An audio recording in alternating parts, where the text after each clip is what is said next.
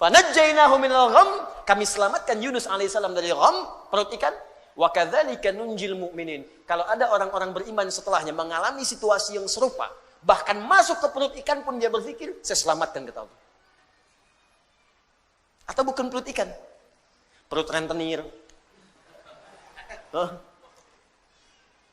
kredit yang belum lunas, riba yang belum tuntas, lilitan utang.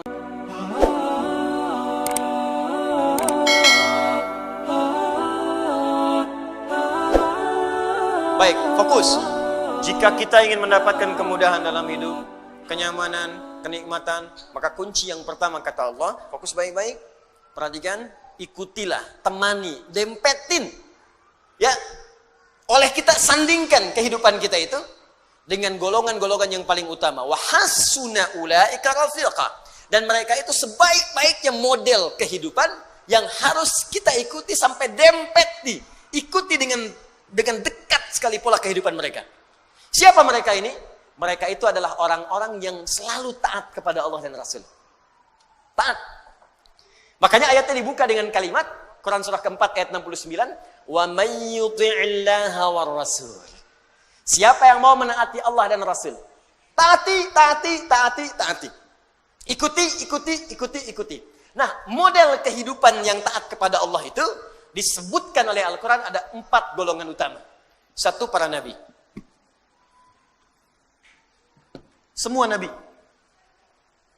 Lihat sini, fokus. Saya pernah jelaskan ini, ada Al-Anbiya, ada Nabiyin, itu beda. Surah ke-21 namanya apa? Al-Anbiya. 22? Al-Hajj. 23? Gini lah, 114? Anas, Masya Allah. Gampang, cepet ya. 21 Al-Anbiya. Ya, Al-Anbiya. Awas, penting menghafal nama-nama surat Al-Quran untuk memudahkan hafalannya. Ya, kami buka karantina, alhamdulillah nih, golongan angkatan kedua itu ada yang hafal 15 hari 30 juz. Ya, saya bahagia sekali. Ada yang 15 hari, ada yang mungkin hari ini selesai itu. Hari ini selesai insya Allah. Ada yang 18 hari, ada targetnya 30 hari, ada 15 hari sudah selesai. Ya, jadi cintai, kenali ayat-ayatnya. Ya, bahkan sekarang orang-orang saja melamar sudah syaratnya Al-Quran tuh. Ya, kamu namanya siapa? Masya Allah, saya Anas Pak. Baca surat Anas, baca bagus. Ada siapa yang kedua? Saya Torik Pak. Baca surat At-Torik, baca bagus. Ada yang ketiga siapa? Udah pucat wajahnya. Masya Allah, saya Yusuf Pak. Yusuf. Wah, tapi memang gak hilang akal. Cuman panggilan sehari-hari, kulhu. Dari sini. Ada Al-Anbiya. Ada Nabiyin. An-Nabiyyin. Kalau Anbiya, beberapa Nabi. Karena itu di surah Al-Anbiya tidak dikisahkan semua Nabi. Tapi kalau Nabiyin, itu seluruh Nabi. Dari Nabi Adam alaihissalam sampai Nabi Muhammad sallallahu alaihi wasallam. Jadi Allah akan memberikan pesan kepada kita, kalau hidup kita ingin tenang, ingin nyaman, ingin nikmat, di rumah tangga, di pekerjaan, di kehidupan sosial, ikuti pola hidup para Nabi. Makanya saat Anda sakit, ada contoh Nabi Ayub yang pernah sakit. Fokus. Ada yang pernah sakit. Ya Allah, saya sakit kepala, sakit di kaki, sakit di tangan, ya, sakit di kantong, ya, sakit macam-macam. Nah, begitu terkena penyakit fisik, Allah turunkan pola kehidupan Nabi yang pernah sakit. Ada yang ringan-ringan, seperti Nabi Ibrahim sakit. Bagaimana menikmati penyakit itu? Ini yang paling indah. Sakit tapi menikmatinya gitu. Kan kebanyakan orang sakit itu menghadirkan keluhan kan? Makanya dokter bertanya ketika pasien datang, keluhannya apa Pak? Keluhannya apa Bu? Ini ada orang sakit mengeluh. Tapi kalau Anda paham rumus ini, sakit tapi menikmati sakitnya. Pernah nggak ada orang terima sakit? Keluhannya apa? Nggak ada, nikmat semuanya. Terus ngapain Bapak kesini? Cuma buat kasih tahu aja. Orang semua sakit itu ditanya keluhan, yang ini tidak, menikmati sakitnya. Nabi Ibrahim sakit, Ketika sakit, Quran surah ke-26 ayat 80. Wa idza maridtu fahuwa yashfin. Kalau saya sakit, pasti Allah sembuhkan. Enggak ada keluhan. Allah, Engkau yang memberi saya makan. Engkau yang memberi saya minuman. Engkau yang menghidupkan saya. Engkau yang mewafatkan saya. Seperti Engkau menyehatkan saya dengan makanan dan minuman. Saya sakit pun, pasti Engkau sembuhkan. Enggak ada keluhan yang keluar. Yang dahsyat Nabi Ayub. Ketika Anda berkata, itu kan penyakit biasa Ustaz. Tapi saya ini kena jantung. Jantung. Tapi kan masih hidup, Bu. Kematian itu tidak ada hubungan dengan jantung. Kematian itu dengan ajal. Ada orang nggak sakit jantung pun kalau sudah tiba waktunya meninggal juga. Gitu. Tapi kan ginjal saya tidak berfungsi. Tapi kan mata ibu berfungsi. Ya. Tapi kan telinga bapak berfungsi. Lisan kita berfungsi. Maka ketika ada orang mengeluhkan penyakitnya, Allah turunkan penyakit yang paling dahsyat yang pernah dialami oleh seorang nabi, yang tidak pernah dirasakan oleh orang sebelumnya dan tidak akan pernah dialami oleh orang setelahnya. Supaya nggak ada yang mengeluh lagi. Ketika mengeluh, Allah kemudian balikan. Ini aja nabi saya uji, dia nggak mengeluh. Kamu bukan nabi, kenapa mengeluh? Tapi kan dia nabi, ya Allah. Diturunkan ayatnya. Kalau ada orang yang bukan nabi pun mengikuti amalannya, maka saya akan berikan kenikmatan yang sama seperti dia mengalaminya. Maka turunlah Quran surah ke-21 ayat 83 sampai 84 itu. Wa ayyuba idznada rabbahu anni massani yadurru wa anta arhamur rahimin. Kata Allah, hei, saya akan buka kisah Ayyub alaihissalam supaya kalian belajar. Ketika ia mulai bermohon kepada Allah, saat sakitnya mulai mengganggu dia untuk ibadah. Di saat sakitnya itu biasa, beliau nikmati aja. Nikmati, sholat ya sholat, ibadah ya ibadah, gak ada keluhan. Istrinya bertanya, Papa, kenapa gak minta kepada Allah sembuhkan? Kata suaminya, berapa lama kita sehat dan senang? 20 tahun. Berapa lama kita diuji dengan sakit dan begini? 7 tahun. Nanti aja, kalau sudah sakitnya sama dengan sehat 20 tahun, baru saya minta kepada Allah. Saya malu dikasih sehat 20 tahun, saya senang. Kenapa ketika dikasih sakit untuk ibadah selama baru 7 tahun, sudah mengeluh? Bukankah semuanya datang dari Allah untuk kita beribadah kepada Allah? Dikasih kaya 20 tahun, kita senang. Diuji dengan fakir baru 7 tahun, sudah mengeluh. Saya malu. Nanti aja kalau ujiannya sudah serupa. Jadi bagi Nabi Ayub, nggak ada bedanya. Harta ada, nggak ada harta. Tetap ketaatan kepada Allah meningkat. Sakit dan sehat, nggak ada bedanya bagi beliau. Sehat ujian untuk beramal sempurna, sakit untuk banyak istighfar. Bukankah ketika sakit ada peluang dosa kita diampuni? Tuh. Dikala cara berpikir kita seperti Ayyub alaihissalam, diajarkan ini zikirnya. Apa jawabannya? Fastajabna. Fakashafna ma bihi min dhurrin. Wa atainahu ahlahu. Wa mithlahum ma'hum rahmatan min indina. Belum selesai sampai sini. Wa dzikra lil 'abidin. Ketika Nabi Ayyub alaihissalam bersabar dengan penyakitnya, beliau menikmatinya, dan ketika mulai mengganggu penyakitnya untuk ibadah, baru bermohon kepada Allah. Ya Allah, penyakit ini sudah menghambat saya untuk ibadah. Jadi, minta sembuh itu, bukan sekedar minta sehat, supaya ibadahnya nggak keganggu. Jadi ketika sakit biasa saja, ketika ibadah terganggu, baru minta sembuh. Tuh. Ya Allah, kaki saya sakit. Jangankan kamu, banyak yang sakit kaki. Ya Allah, sakit di kaki ini sudah mulai mengganggu saya untuk bisa ke masjid berjamaah. Begitu caranya.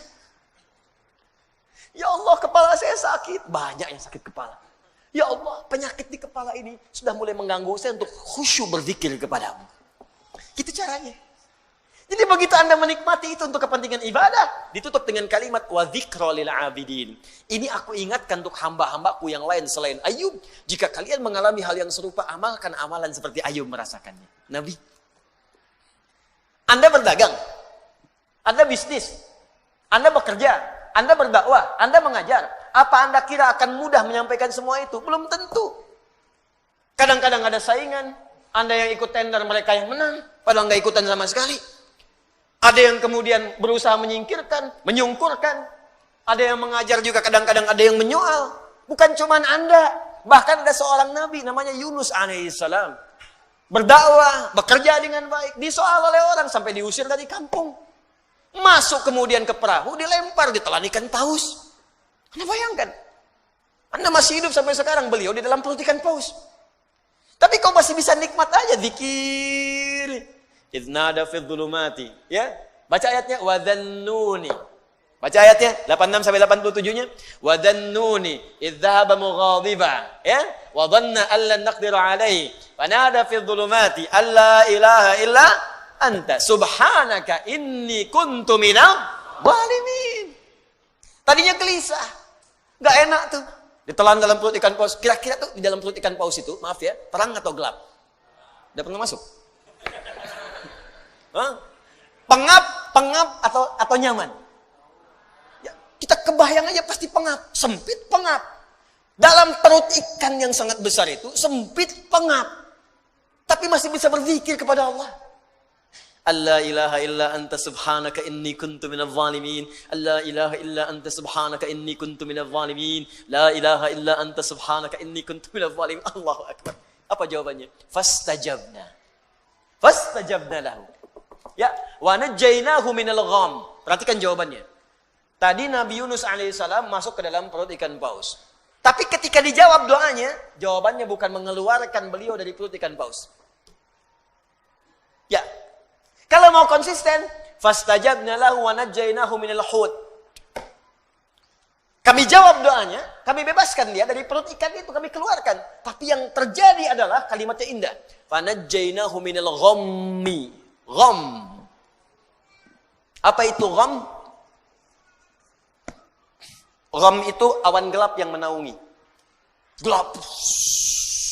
Tiba-tiba gelap. Bahasa Spanyolnya puek. Udah siang, masih siang, udah gelap. Gelap. Fokus. Jadi ada ghamam, ada gham itu beda. Kalau ghamam itu awan teduh yang menaungi. Ghamam. Al-Baqarah ayat 57. Wa dhallalna 'alaikumul ghamama wa anzalna 'alaikumul manna wassalwa. Paling kiri sebelah bawah. Ayo mana Qurannya? Di ada ghamam, ada gham. Kalau gham itu awan gelap yang menaungi. Maksudnya ini bahasanya tinggi, bukan awannya. Tapi suasana gelap yang mencekam. Kadang kalau orang sedang ngelihat awan gelap, siang-siang gelap, perasaannya bagaimana? Gak enak ya? Gak enak, jalan gak enak, perasaan gak enak. Yang dimaksudkan di sini bahasa kiasan.